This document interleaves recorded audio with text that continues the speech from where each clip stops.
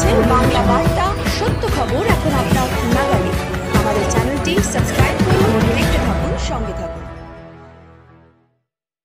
জায়গায় ছিল সেটাতে ও রোগীকে বাঁচাতো, এমন একটা জায়গায় ছিল যেখানে বুকের ফুসফুসে যাতে শ্বাসটা ভালো করে ঢোকে আর নিঃশ্বাসটা ভালো করে বেরোতে পারে তার জন্য সবাইকে পরিষেবা দিচ্ছিল।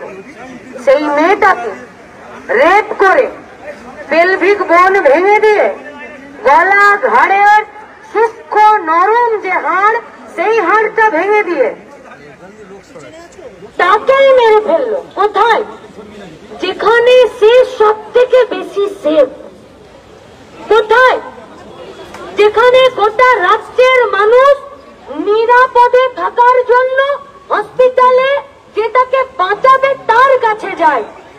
যদি তাকে তার বাড়িতে তার সেফের জন্য যদি কেউ রেপ করে খুন করে দেয়, আপনি রাস্তায় দাঁড়িয়ে চেঁচাবেন না? চেঁচাবেন তো? লালবাজারে বলে এসেছি, গোটা রাজ্যের মানুষ রাস্তায় নেমেছে। পারলে দুদিনের মধ্যে 5টা লালবাজার তৈরি করো আর কেজি ধরে নোটিশ ছাপাও, গোটা রাজ্যের প্রতিবাদীরা আসবে। কেউ খেলতে যাবে, বলছে কেন খেলতে যাবে? কেউ ফেসবুকে বলছে আমার বিচার চাই, বলছে তুমি কেন বিচার চাইছো? কেউ বলছে আরজি কর, বলছে তোমার নাম নেবার অধিকার নেই। আমরা বললাম দিদির বাড়িতে খিচুড়ি পরিবেশন করার অধিকার যদি তোমার থাকে, তাহলে প্রতিবাদ করার অধিকার গোটা রাজ্যের মানুষের আছে। আর কোন লালবাজার নোটিশ পাঠাচ্ছে গো? কোন? যার হাত থেকে দিদিমণি নিজেই বলছে যে 7 দিনে তো এরা বিচার পাবে না, তাই আমি এটা সিবিআই কে তুলে দেবো। যার নিজের উপরে ভরসা নেই সে আবার আমাদেরকে কি নোটিশ পাঠাবে? কি পাঠাবে নোটিশ? আইনজীবীরা ছিলেন, আমরা পরিষ্কার বলেছি নোটিশ পাঠানো বন্ধ করুন, নইলে গোটা রাজ্য থেকে নোটিশ আসবে লালবাজার বন্ধ করে দেবার। আমরা বলেছি প্রতিবাদীদেরকে হয়রান করা বন্ধ করুন, নইলে পুলিশ হয়রানির ওষুধ কোন ডাক্তার জোগাড় করে দিতে পারবে না। আমরা বলে এসেছি সাহায্য তোমাদেরকে করতে চাই, কিন্তু যারা আর্থিকর ভাঙলো, যারা মেয়েটার ডেড বডি পাচার করে দিতে চাইছিল, আর যারা সেমিনার হল আগেই ভাঙতে চলে গেছিল, যদি তাদেরকে ধরতে চাও গোটা রাজ্যের মানুষ তোমাদেরকে সহযোগিতা করবে। কিন্তু যদি তাদেরকে আড়াল করতে চাও তাহলে তোমাদের দায়িত্ব তোমাদের নিজেদেরকে নিতে হবে। এটা কি আছে আমাদের কাছে?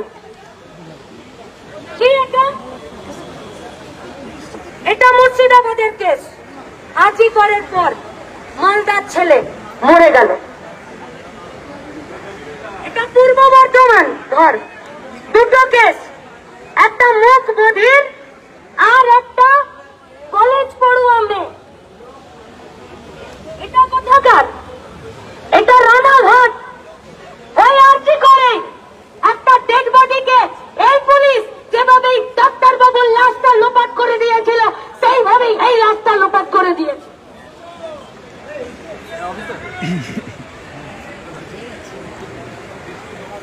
উত্তর দিনাজপুর যেখানে প্রতিবাদীরা প্রতিবাদ করছে, সেখানে তৃণমূলীদের মেয়েদের গা থেকে ওড়না খুলে ফেলে দিয়েছে। রায়গঞ্জ, উত্তর দিনাজপুর মুখবধিরদেরকে রেপ করেছে, তাদের উপরে অন্যায় অত্যাচার করেছে। তারপরে যখন তারা তাদের পুলিশের বিরুদ্ধে এফআইআর করছে, পুলিশ এফআইআর নিচ্ছে না। বীরভূম একটা গৃহবধূর যৌনাঙ্গে বন্দুকের নল ঢুকিয়ে দিল, পুলিশ এফআইআর নিচ্ছে না, হসপিটালে ভর্তি রেখেছে, বলেছে কোন রকমে বেড থেকে বেরিয়ে এসে বাইরে আমি আমার এফআইআরটা লিখছি। এটা পুলিশ? আরজি করার পরে এতগুলো ঘটনা পরপর ঘটেছে, একটা জায়গাতেও পুলিশ কারো এফআইআর নিচ্ছে, পুলিশ কাউকে অ্যারেস্ট করছে, তাহলে এই পুলিশকে কি করে ভরসা করতে পারবো?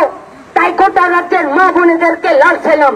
গোটা রাজ্যের প্রতিবাদী সাহিত্য শিল্পী ক্রীড়াপ্রেমী যারা যেখানে আছেন, যারা এই প্রতিবাদে নেমেছেন, আমরা তাদেরকে স্যালুট জানাচ্ছি।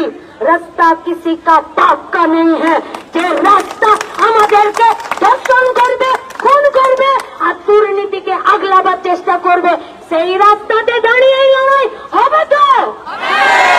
ছেড়ে দেওয়ার কোনো জায়গা নেই। তাহলে এতদিন আমরা বলতাম যে উই ওয়ান্ট জাস্টিস, এবারে আমাদেরকে প্রতিজ্ঞা নিতে হবে যে ফাইট ফর জাস্টিস।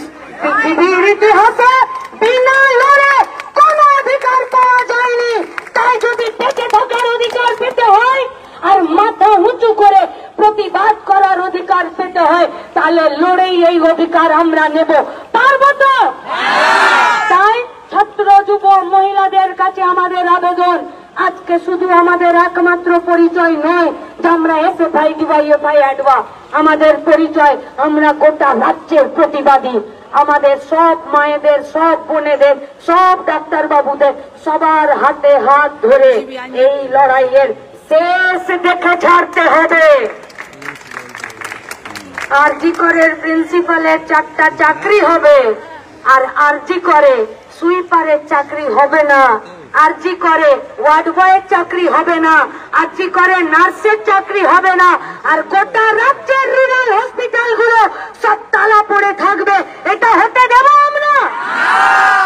তাহলে আরজি কর দুর্নীতির আতুর ঘর, স্বাস্থ্যমন্ত্রী থেকে শুরু করে স্বাস্থ্য দপ্তরের লোকেরা গরিব মানুষের টাকা মারছে, সেটা ব্লাডের নামে হোক, বেডের নামে হোক, আর ওষুধের দামের নামে হোক।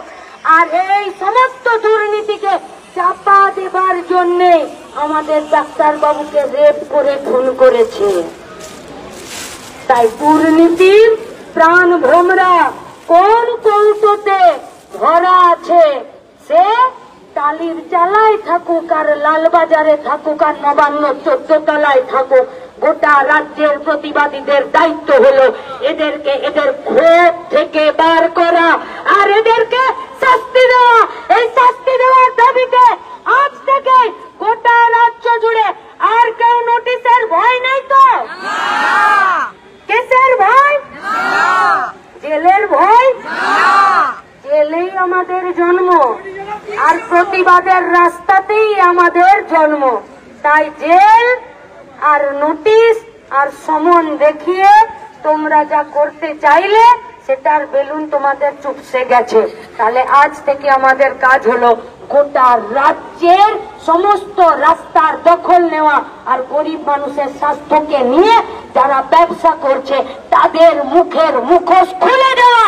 যদি এই মুখোশ খুলে দিতে পারি তাহলে আমাদের নির্যাতিত শাস্তি, যে তার যা বিচার সেই বিচার পাবে। তাই আপনাদের কাছে আমাদের আবেদন, রাস্তায় থাকুন। দাবি এক, দফা এক, স্বাস্থ্যমন্ত্রীর পদত্যাগ। দাবি এক, দফা এক, স্বাস্থ্যমন্ত্রীর পদত্যাগ। দাবি এক, দফা এক, পুলিশমন্ত্রীর পদত্যাগ। দাবি এক, দফা এক, স্বাস্থ্যমন্ত্রীর পদত্যাগ। এই স্বাস্থ্যমন্ত্রী পুলিশ মন্ত্রীকে পদত্যাগ করতে হবে। যেটা পারেন ছবি আঁকা সেইটা করুন, বাকিটা রাজ্যের মানুষ নিজেদেরটা বুঝে নেবে। যারা উপস্থিত হয়েছেন তাদেরকে লাল সালাম জানাচ্ছি, যারা আগামী দিনেও রাস্তায় থাকবেন তাদেরকে অভিনন্দন, তাদেরকে প্রণাম। আর গোটা রাজ্যের মা বোনেদেরকে আমরা আপনাদের কাছে মাথা নামিয়ে আপনাদের অবদানকে আমরা স্বীকার করছি। আপনারা আমাদেরকে সাহস দিয়েছেন। আর আইনজীবীদেরকে ধন্যবাদ। লড়াইটা আপনাদের সাথে হাতে হাত ধরে রাস্তাতেও হবে, আদালতেও হবে, দেখে নেব কার কত জোর আছে। তাই রাস্তার দখল আজ থেকে নেবার জন্য সমস্ত কর্মীদের কাছে, গোটা রাজ্যের মানুষের কাছে আমাদের আবেদন, দোষীদেরকে শাস্তি দেওয়াতে সাহায্য হবে, কিন্তু প্রতিবাদীদেরকে যদি দমন করতে চাই তাহলে লড়াই হবে। লড়াই লড়াই ছাড়া 1 ইঞ্চি কথা হবে না। কমরেড, ছাত্র যুব মহিলা সংগঠন এবং এআইইউ যে সমস্ত কর্মীরা উপস্থিত হয়েছিলেন সকলকে সংগঠনের পক্ষ থেকে রক্তিম অভিনন্দন এবং লাল সালাম জানাচ্ছি। আজকের কর্মসূচি এখানে আমরা শেষ করছি। এলাকায় পাড়ায় গিয়ে ফিরে গিয়ে গোটা রাজ্য জুড়ে লড়াই আন্দোলন সংগঠিত হবে। আর সেই লড়াই আন্দোলনে দোষীদের শাস্তির দাবিতে আমাদেরকে রাস্তায় থাকতে হবে।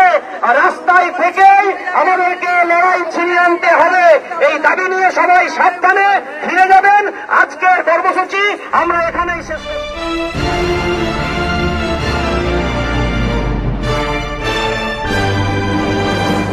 मेरा ये चैनल सब्सक्राइब करें, इसके लिए बेल आइकन जरूर दबाइएगा।